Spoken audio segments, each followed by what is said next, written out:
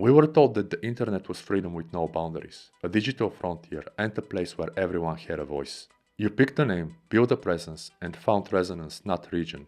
You didn't vibe with your local environment? No problem. The internet had, or more likely was the alternative. But what if the boundaries didn't vanish but moved into the code? What if they're stronger than ever and pretty much ubiquitous now? No more iron curtains, curfews, and restrictions. Now we live inside curated cages, ironically labeled as personalization. Decentralization. We are promised to move into a decentralized world, which makes sense considering blockchain technology. But does it fully depict what has been happening for the last decade and a half? Decentralization means that no single authority controls the flow. No middleman or central switch governs our transactions and interactions. It is like a giant spreadsheet, public, permanent, and shared. Every interaction is logged and visible to all. No closed-door edits, silent takedowns, or limitations. But what we have got instead, a few platforms pulling the strings. Algorithms. Today most people have social feeds based on accounts pre-selected by the algorithm. They see ads for things the algorithm believes they should really buy. Who they truly are is irrelevant. They do not discover but get assigned from pre-selected choices fitting labels and categories. And those that don't fit, well, you don't see them. Not because they are wrong, offensive, or necessarily violate rules, but simply because they do not make sense to the algorithm. Notions like cosmopolitan and polymath often get tossed around but seem to be banned as the algorithm says we should look no further than our immediate environment, living as local one-trick ponies who follow and buy stuff from other local one-trick ponies. Or at least it does that based on your location, as discussed in the previous video. mIRC. In her Joe Rogan appearance, Blair White mentions we didn't appreciate MySpace. In my humble opinion, we also failed to recognize apps like mIRC for what they truly were. Decentralization before decentralization. On the mIRC, you could have a nickname resonating with your core self, not conforming to the expectations of your immediate environment. You could date and interact with people from wherever you wanted, with no pre-selections. Whatever happened between you and the other person. You could decide to tell others or keep it low-key.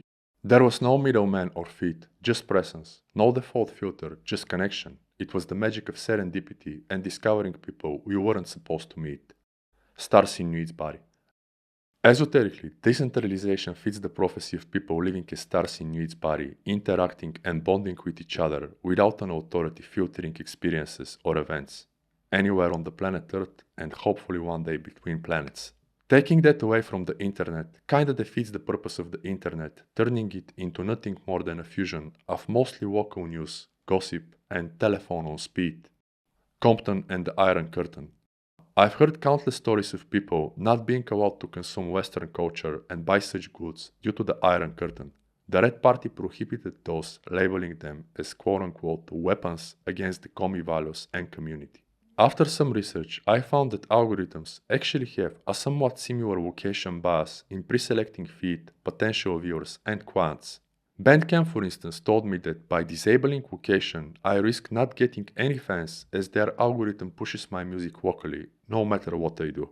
While some fail to explain why, others claim it is part of their care to strengthen local communities. Yet, what machines and these people fail to understand is that you cannot strengthen connections that didn't exist in the first place. Another thing this made me recall is how in the 70s or earlier, people of color weren't allowed to leave places like Compton, where crime rates were obscene, after certain hours. Perhaps those who enforced such rules would have called this community strengthening too. Censorship. In their Shenzhen documentary, Bloomberg criticized China for not letting people use the internet outside of the government version. Nevertheless, they do, similar to previous generations of locals who consumed nothing but Western culture despite the Soviet era. But are such restrictions really that different from algorithms pre-selecting our feed and viewers?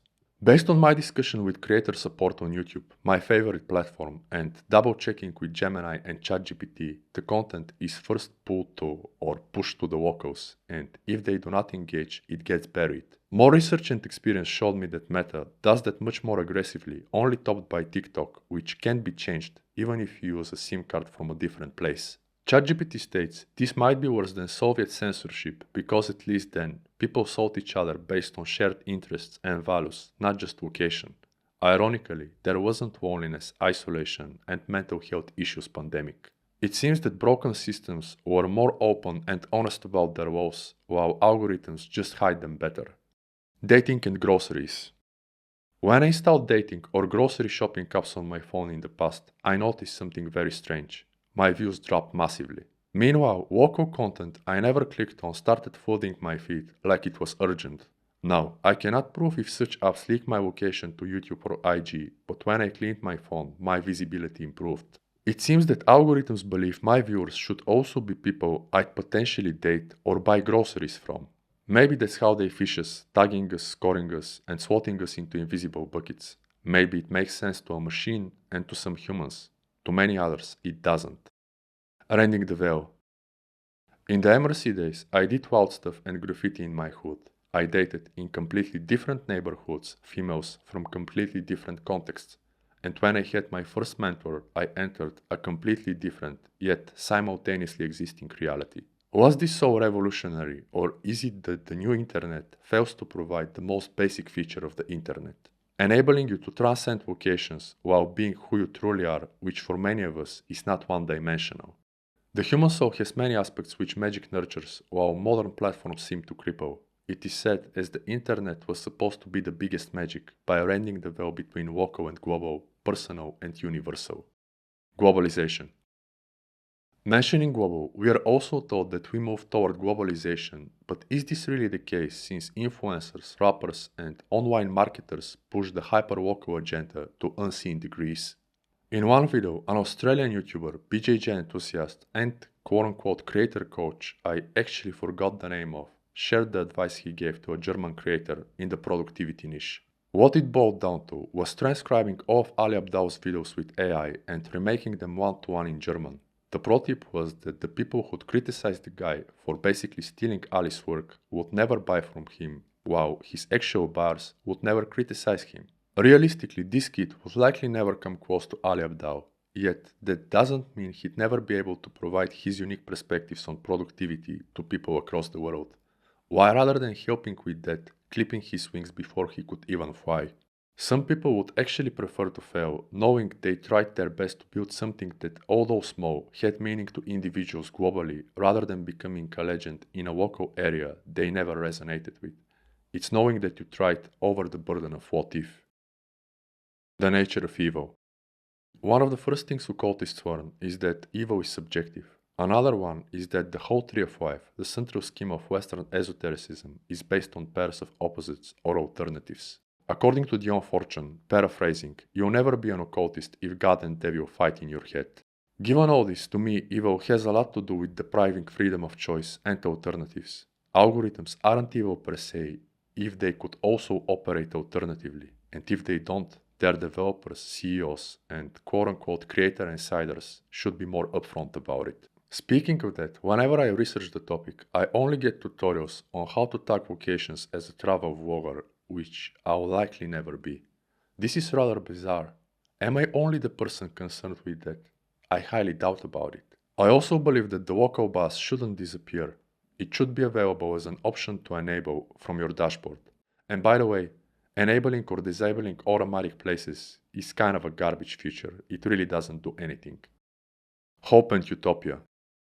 As far as an alternative, I don't really see that coming from the current platforms. If it happens at all, I assume it will be from the outside, kinda like Seth, who is the outsider, an alternative to all other netters or gods, according to some Neoplatonic organizations.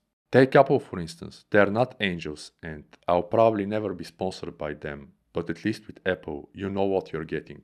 Hardcore users don't buy Apple purely for specs or luxury. We pay for an alternative to the shit show of codecs, trackers, forced updates, viruses, bugs, and spyware.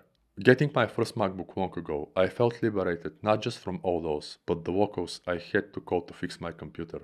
Apple was like mIRC, an alternative, though mIRC doesn't run on Macs. In the San Bernardino case, Apple defended user privacy against FBI, stating, "What happens on the iPhone stays on the iPhone." They stood against Facebook, Meta, in regards to ads and activity tracking, while Facebook claimed they were protecting local businesses. Now, I have nothing against those local businesses and hustlers. I just don't want them to be part of my day. Hence, my wishful thinking is for someone like Apple to come up with an alternative and kinda revive the internet. If it ever happens, it will be like building a garden, not another casino. But that's just my opinion. Thank you for your time.